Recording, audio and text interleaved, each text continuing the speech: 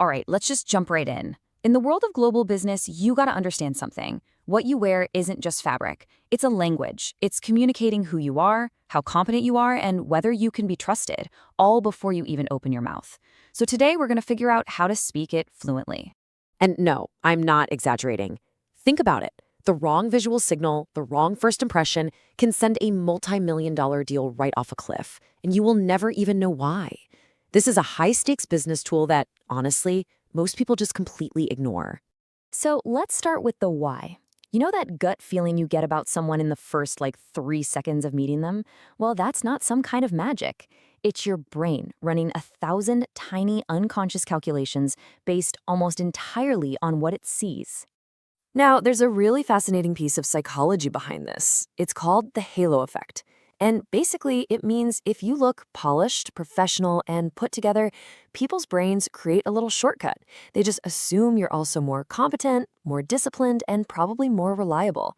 It's this powerful, powerful bias that you can either fall victim to, or you can learn to use it to your advantage. And this is what's really happening under the surface. In every single first meeting, the person across the table is subconsciously asking themselves three things. 1, is this person any good at what they do? 2, are they on my level? And 3, the big one, can I actually trust them with my money? Your appearance is your first and often your most powerful answer to all three of those questions.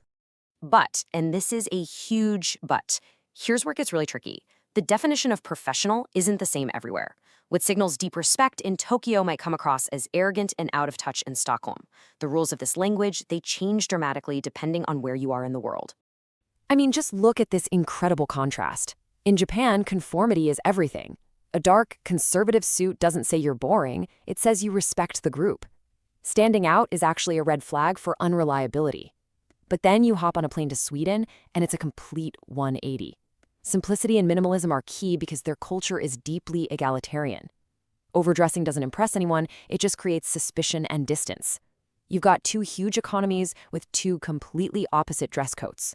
So to make sense of this, we can kind of group these different approaches into 4 main categories. You've got your high-importance cultures, like Japan, where appearance is a direct signal of discipline. Then you have status-driven places, like China and the UAE, where luxury actually builds credibility. Then there's context-dependent places, like the US, where the rules change depending on if you're on Wall Street or in Silicon Valley. And finally, you have the egalitarian cultures, like Sweden, where simplicity is all about building trust. Knowing which of these logics you're operating in is absolutely crucial. And that brings us to a huge and often very expensive mistake. A lot of people think the playbook is simple. Just project an image of extreme wealth, show up looking like $1 million. But that strategy, well, it's a massive gamble. So let me ask you directly, does rolling up in a luxury car, wearing a watch that costs more than a down payment on a house, does that automatically build trust? Does it win the deal? The answer in so many parts of the world is a loud, resounding no. In fact, it can be the very thing that kills the deal before it even starts. And this table just lays it all out, plain and simple. Sure, in a place like China, or if you're selling yachts, a bit of luxury might signal you're a serious player. But just look at the right side of this chart. Try that in a US startup meeting, and they'll think their investment is just going to pay for your lifestyle. In Sweden, you've just broken their trust. And in Japan, it looks immature and disrespectful. It's a high-risk move with a really, really low chance of a global payoff. And here's the psychology of why it backfires so badly. Being too flashy triggers all these negative alarm bells in a client's head. They start thinking, wow, if they look this rich, they must be expensive.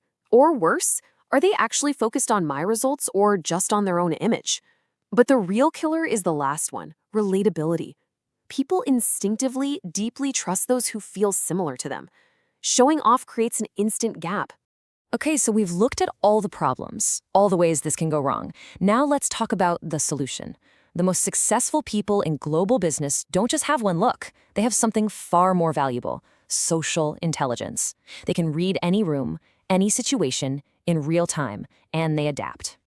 Here it is. This is the core mental model you can use in any meeting. It's a super simple 3-step process. Read, adapt, lead. First, for the first 5 minutes, you just shut up and observe. You read the signals. Second, you subtly adapt your own style to match their energy and formality. And only then, once you've established that comfort and rapport, do you lead the conversation where you want it to go. And what's the most powerful technique for that adapt phase? It's called mirroring. Now, this isn't about being a copycat. It's about calibration, subtly matching their speaking speed, their energy level, how formal or informal they are. It's this incredible psychological hack that just bypasses their conscious brain and builds trust on a subconscious level. Why? Because we trust people who feel familiar. All right, now let's get even more practical. I'm going to give you a concrete framework, a tool you can use to quickly analyze and adapt to anyone you meet. This, right here, is the key takeaway of this whole thing. We're going to call it the 3-signal framework. In the first few minutes of any interaction, you need to become a detective, and you're looking for just 3 things. What's their attitude towards status? What's their decision-making style? And what is the thing that truly drives their trust? If you can figure these 3 things out, you'll know exactly how to play it. So let's break down signal number 1, status orientation.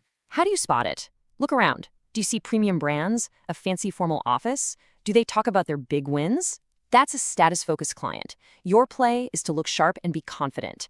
Now, what if their office is just professional but not flashy? They're probably neutral. Your job is to stay clean and professional, but don't overdo it. And finally, if they're dressed simply, acting informally, maybe downplaying money, they could be anti-status. Your strategy there? Be humble. Focus 100% on value and avoid any hint of showing off. Okay, signal number 2, decision style. How do they actually make choices? Listen to how they talk. If they're fast, direct, maybe they even interrupt you, they want to get to the point. So you be concise, focus on results, and skip the long stories. On the other hand, if they ask a ton of detailed questions and want to see the data, you're dealing with an analytical type. Be structured, show your numbers, and be patient. And if they want to talk about their family or their background and seem less rushed, they're relationship-driven. Don't jump to business. Your job is to build that rapport first. And finally, the most crucial signal of all, what is their trust driver? How do they decide to believe you? If they keep asking for case studies and data, they are proof-based. You win them over by saying things like, we've achieved X results for Y clients. If it seems like it's all about their connection with you, then they're personal. They're betting on you, not your company. So something like, I'll personally make sure this works is incredibly powerful. And if they seem impressed by big names and industry leaders, they're authority-based. For them, name-dropping a big, established company you've worked with is the key. So as we wrap this all up, let's just zoom out for a second.